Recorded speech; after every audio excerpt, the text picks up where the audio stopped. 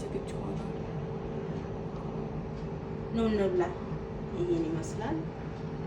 የተባረከ ይሁን። አለይኩም ብላፊያ።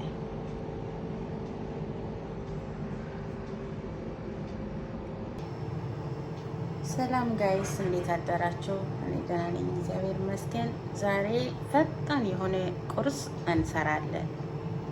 እሱም ለመስራት የሚያስፈልገን ግብአት አንድ ፍሬሽ ሽንኩርት፣ ግማሽ ባሮ ቃራ ቀዝቃዛውም ማለት ነው። ይሄ እንትኑ ትላልቁ።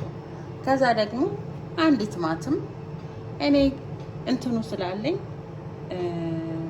ግማሽ ስላለኝ ግማሹንም ተጠቀምኩኝ ማለት ነው። አንድ በቂ ሆኖ።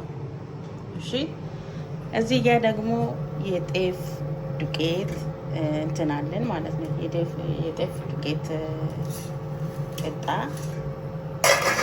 እየጋገርኩኝ ነው። እዚህ ጋር እንደምታዩት የጤፍ ዱቄት ቂጣ ገና እየጋገርኩኝ ነው እንደምታዩ ማለት ነው። ሊጡ እዚህ ጋር ነው። የጤፍ ዱቄት ነው ይሄ።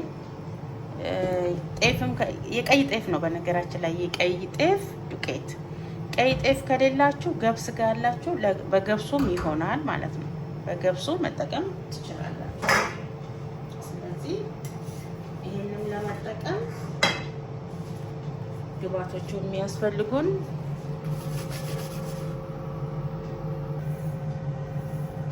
ያኔ የሚያስፈልገኝ ግብአት እነዚህ ናቸው ማለት ነው። በቀላሉ ምንም አይነት እንትን አይፈልግም። ከዛ ደግሞ እነዚህን እንዴት እንደምናደርጋቸው አብረን እናያለን ማለት ነው። እንዴት ሽንኩርት አስፈልግ ለጨጨብሳ ልትሉኝ ስለምትችሉ በደንብ አብረን እናያለን። ትንሽ ሳሳ እናደርጋታለን ስንጋግራት።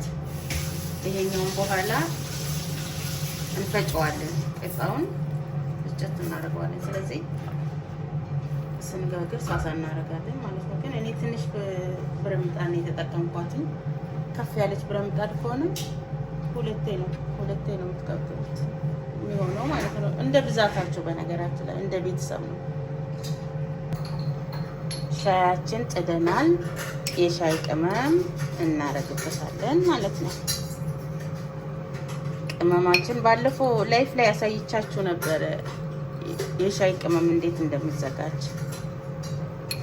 አይታችኋል አይደል ጋይስ?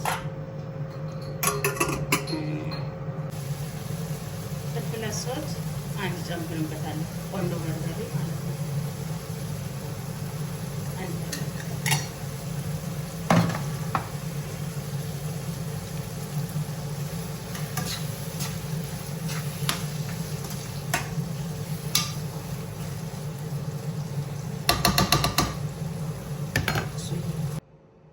ቅጣችን እንፈጨዋለን ማለት ነው። እንደዚህ ዘይቱን ካነሰን ዘይቱን ትንሽ ዘይቱን እንጨምርበታለን። ለምን ውሃ ስለማንጠቀም ዘይቱን ትንሽ እንጠቀማለን።